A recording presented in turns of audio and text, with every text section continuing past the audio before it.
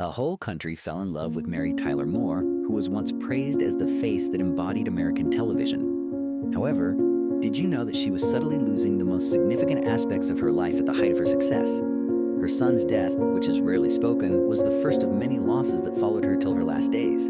In addition to being uncommon, the pictures you're about to view show aspects of Mary that very few people have ever seen. What caused her to retreat into seclusion in her later years, and who was she behind the scenes? We can only fully comprehend a symbol by confronting the reality, therefore watch this film through to the finish. On December 29, 1936, Mary Tyler Moore was born in Brooklyn, New York, in the Flatbush area. She grew up in the house of Marjorie and George Tyler Moore, the eldest child in an Irish Catholic family. Although the family was not well known, Mary was raised in a strict Catholic environment that placed a strong emphasis on morality, compassion, and a sense of community. Her father worked in an office. Her early years were not, however, entirely tranquil. Mary described a traumatic experience that affected what appeared to be a naive youngster for years in a memoir that was published many years later.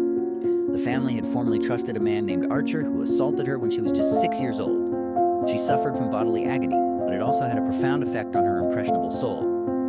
Even more tragic was the fact that Mary encountered denial when she eventually plucked up the courage to inform her mother about the incident. In addition to failing to provide solace, her mother's icy reply, "No, that's not true," exacerbated Mary's emotional pain and left her feeling deceived once more. She characterized her mother's denial in her biography as another instance of silent but repeated maltreatment that left behind difficult-to-remove scars. A new chapter in Mary's life began when the Moore family relocated to Los Angeles following this horrific incident. She went to Catholic educational institutions like St. Ed Ambrose and Immaculate Heart High School. She developed a deep love for the arts, particularly dance and singing. Her first break was in television ads, where she appeared in the 1950s as a dancing elf for Hot Point Home Appliances.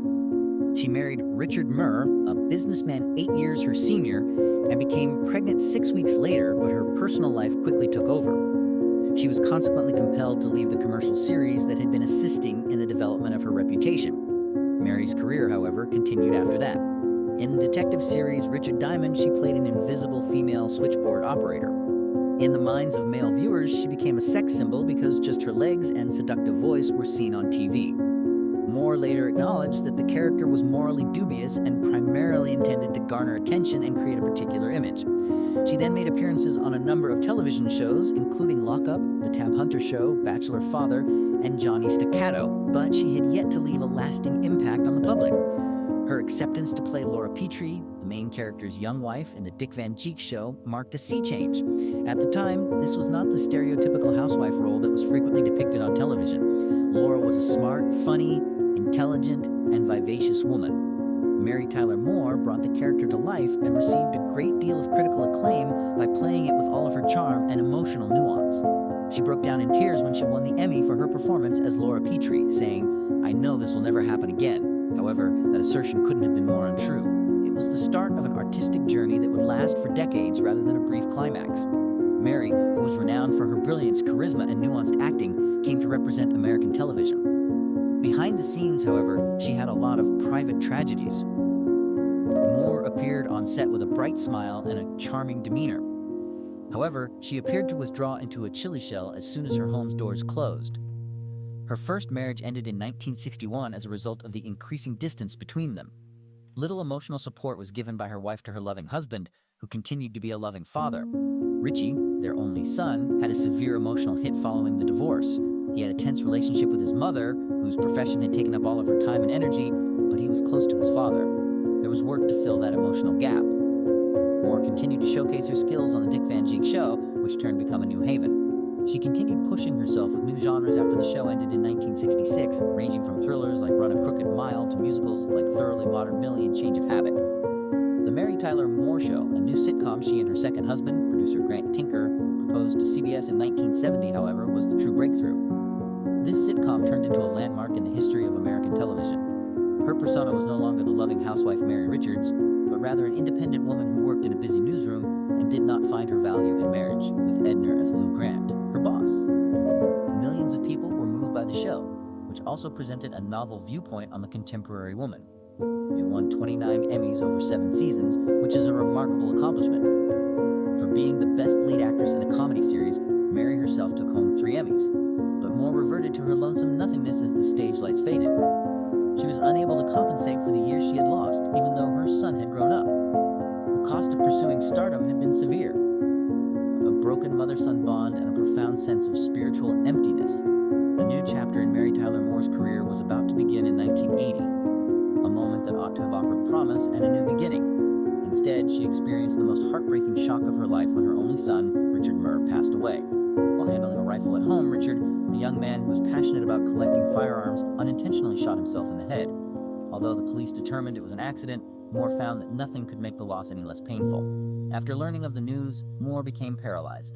As though she could undo it by denying it, she refused to accept that it was true. However, time does not wait. She didn't cry as the grief started to seep into her mind.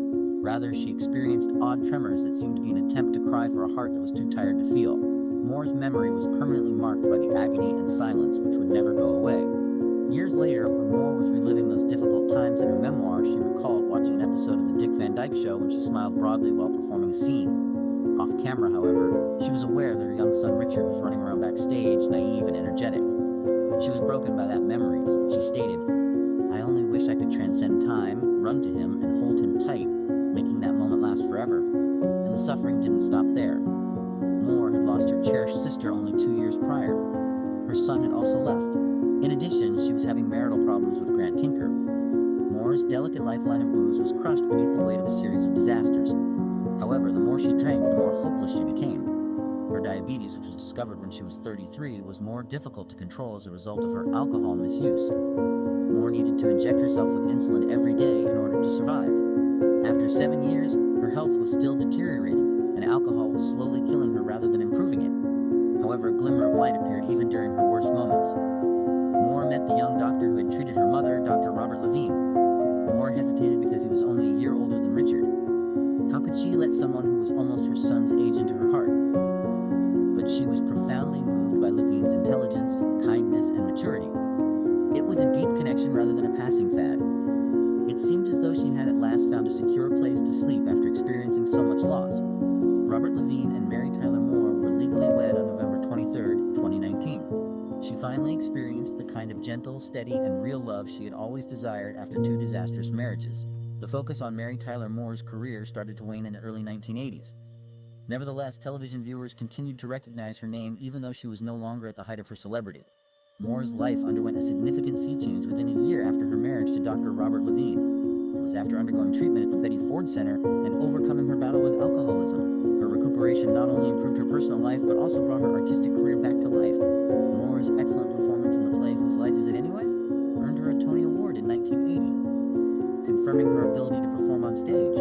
She also kept making appearances in well-known TV shows like Heart Sounds, Lincoln, First You Cry, and most notably Stolen Babies, the movie for which she won yet another coveted Emmy. But in addition to accomplishments, the ensuing years were characterized by intense, never-ending grief. Grief cast a cloud on Moore's life as the 1990s rolled around. John, her cherished brother, was found to have kidney cancer that was terminal. Moore was so devastated by seeing him suffer unrelentingly that she once tried to give him a large dose of morphine in the hopes that it would help him die quietly.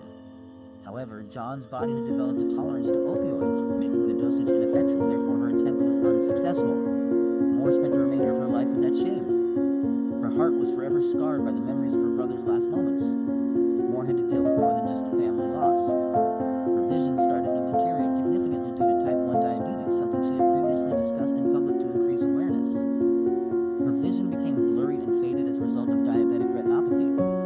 Losing her sight felt like a severe blow to her identity for someone who had once enthralled audiences with her vivid, expressive eyes. When Moore received the Screen Actors Guild Lifetime Achievement Award in 2012, her husband, Dr. Levine, recalled that she needed to be led backstage to get to the platform. Moore was once a strong, independent lady who progressively became increasingly dependent on other people. Her inability to read books caused her to lose the small pleasures of everyday life, which was extremely upsetting to her loved ones. Moore, however, never let herself fall apart entirely. She was incredibly strong beneath her fragile exterior. Through her daring and emotionally charged performances, she continues to inspire generations of women and advocate for diabetes, changing public attitude. Mary Tyler Moore died on January 25, 2017 at the age of 80, and a major chapter in the history of American television came to an end with her departure, where a lady led a courageous life in the face of illness and tragedy